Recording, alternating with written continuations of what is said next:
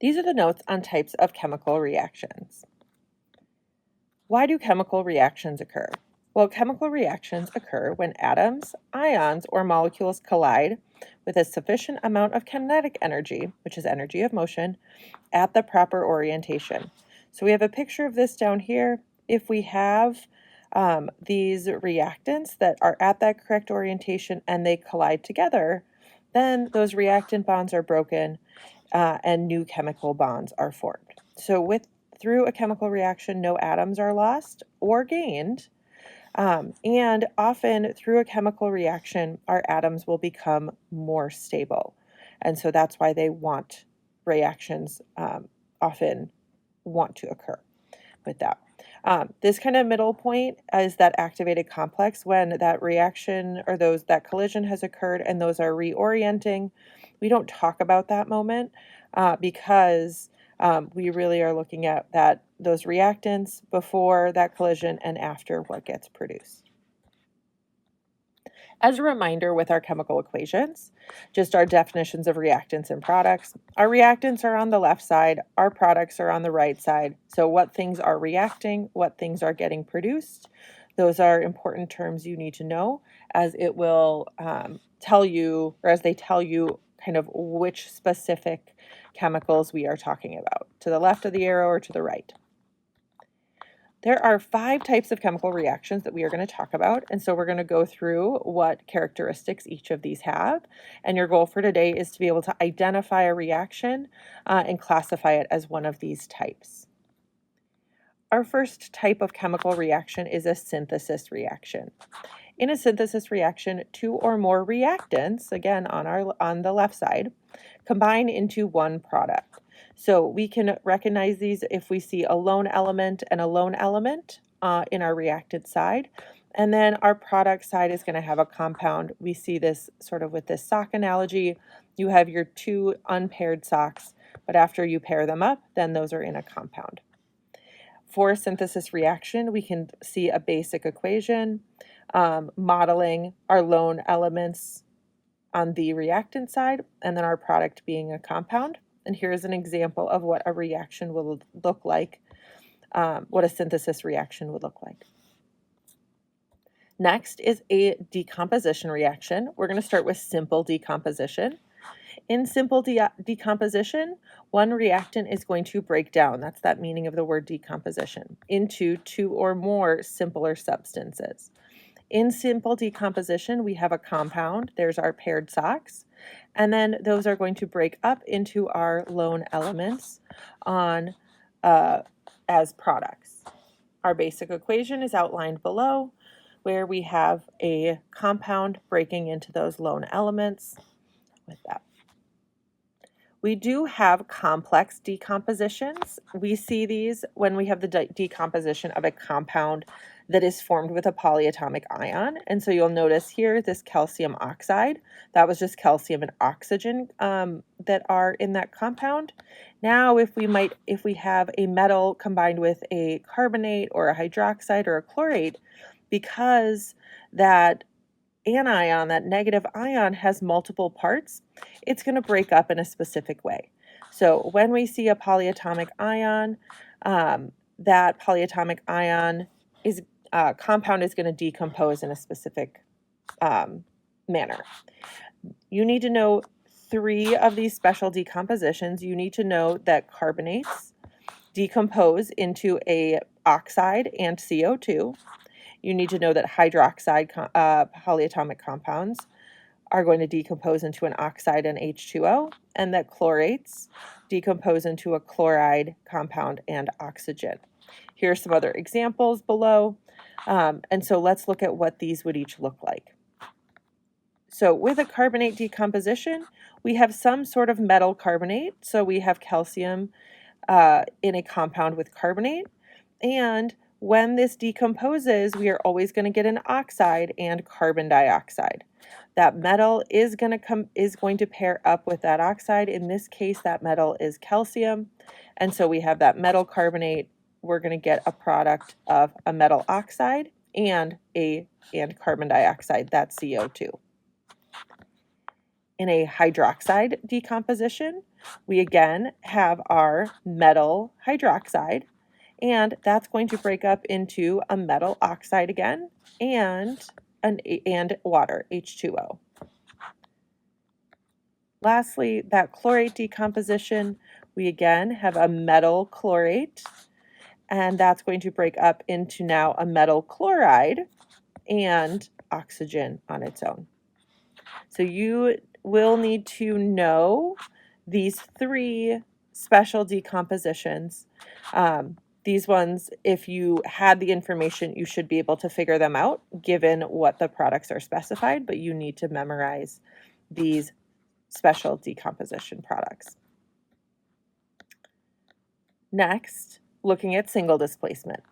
In single displacement, one element replaces another element that is in a compound. So when we look at this, we want to look for a compound and a lone element, and then our products are going to be a compound and a different lone element, and the like elements are going to switch. So a metal would switch with the metal, a non-metal would switch with a non-metal. If we look at an analogy, here we have a penguin wearing a hat, and we have a pig that has no hat after the penguin has lost its hat, and now the pig is wearing a hat. That basic equation, we have a compound and a lone element. That lone element then is going to switch into the compound, kicking out one of those other elements so that it's now lone and a new compound has formed. Here's an example of what that might look like in a reaction. When we are looking at single displacement reactions, we do actually have to consider reactivity. So remembering back to our periodic trends, what is the reactivity trend for metals? Well, as you remember, metals want to lose their valence electrons to get to that full octet. So as we move down, so getting to those valence electrons in higher energy levels, we have a lower or weaker Coulombic force, meaning those electrons are being held onto less tightly, so it is easier for those valence electrons to be lost. Same thing as we move to the left. If we have less protons in the atom, they're going to be able to hold on to the electrons in that valence shell with less Coulombic force, meaning that for our metals, the reactivity increases as we move down. For our nonmetals, wanting to gain those valence electrons, having a stronger Coulombic force is going to be helpful. As we move to the right, we have more protons, meaning the Coulombic force increases because of the nuclear charge. And so we're going to have a stronger Coulombic force, meaning those nonmetals that want to gain valence electrons by attracting are going to be more reactive. Also, as we have valence electrons in lower energy levels, those are closer to the nucleus, having a stronger Coulombic force, meaning that metal is going to be, or non-metal is going to be more reactive. So we do actually have to consider this. If we look at this example, sodium reacting with chlorine and, sodium chloride reacting with lithium, we have to consider, does lithium, is it more reactive than sodium in order to, or so that it is able to replace sodium in that compound? And we know that with our trends are not perfect. There are exceptions to these. We would have to know specific electronegativity values. So when we're looking at these single displacement reactions, we're actually provided with an activity series that is used to determine if a single displacement reaction can occur. So you will be provided this activity series in class and on any assessments, and so you should be using that as you are working on these problems. And with this, single displacement reactions only occur when an element that is doing the replacing is more reactive than the element that is being replaced.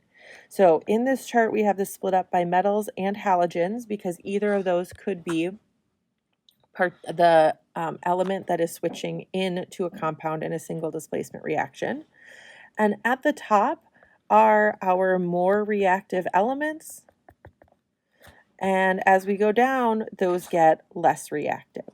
And so again, the reaction only occurs when the element doing the replacing is more reactive or is above the other element. So elements cannot replace anything above them. In that case, no reaction will occur. So in this case up here, where we were looking at sodium and lithium, can lithium replace sodium? Well, lithium is the most reactive of our metals. Sodium is down here, and so lithium can replace sodium because sodium is less reactive. It will kick it out of the compound, and lithium can then become more stable by joining into the compound. So some of these do go against our periodic trends, and so making sure we're using this list to determine that reactivity. You will notice, though, that our transition metals are further at the bottom because those transition metals are less reactive than our group 1 and 2 simple metals. So let's look at, will these happen? Why or why not? As we are looking at these, we have iron plus lithium chloride. Iron is a metal. It has a +2 or a +3 charge. Lithium is a metal. It has a positive charge. Chlorine is a nonmetal.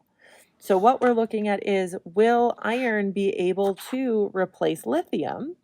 So let's look at our activity series. Here's iron and here's lithium.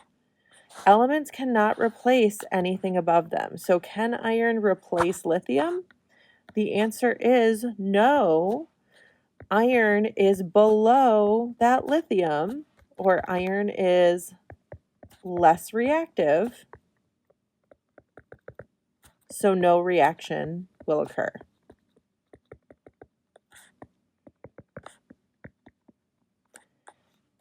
Looking at our next one, aluminum and copper chloride. Aluminum is a metal, copper is a metal, chlorine is a nonmetal.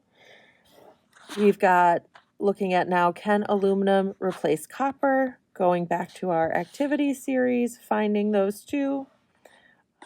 Aluminum is here, copper is here. So can that aluminum replace copper? Well, aluminum is more reactive, so it will replace copper because aluminum wants to become more stable. So yes, aluminum is more reactive than copper, so the reaction will occur. Feel free to pause the video and try this last one on your own.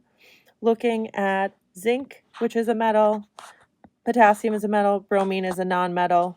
Oftentimes it is the metal that is doing the replacing in a single displacement reaction. So zinc and potassium. Zinc is here, potassium is here. Potassium is more reactive, and so zinc will not be able to replace that potassium because zinc is less reactive. No reaction will occur with that. It is possible for your halogens or your nonmetals to be switching in or out of that compound in a single displacement reaction. We just don't see that happening as often, but if you did, you would use this activity series on here. All right. Double displacement reactions. In a double displacement reaction, the anions in the two compounds switch places.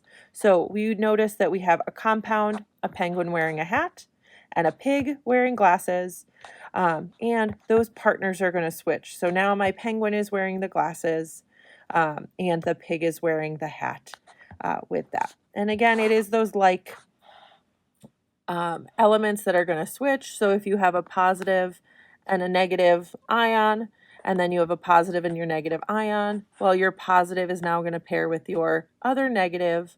So we see A pairing with D, and then C is going to pair with B. Remembering that our positive ion always goes first in a ionic compound. Lastly, combustion is our last type of reaction.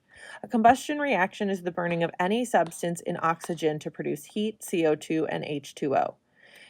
To notice or to realize or identify a combustion reaction, we can recognize it when we have carbon, hydrogen, and oxygen being the only elements in our reaction, and they do actually have to be in specific places. So burning of any substance, it is a hydrocarbon, so a carbon-hydrogen compound. We could have any amounts of carbon and hydrogen plus oxygen, that O2 gas, and in a combustion reaction, we are always going to have the products of CO2 and H2O. Heat is another product. We just don't deal with the thermodynamics much, so we leave that off that reaction generally. And again, there's an example of that below. Here are some practice problems recognizing the types of reactions.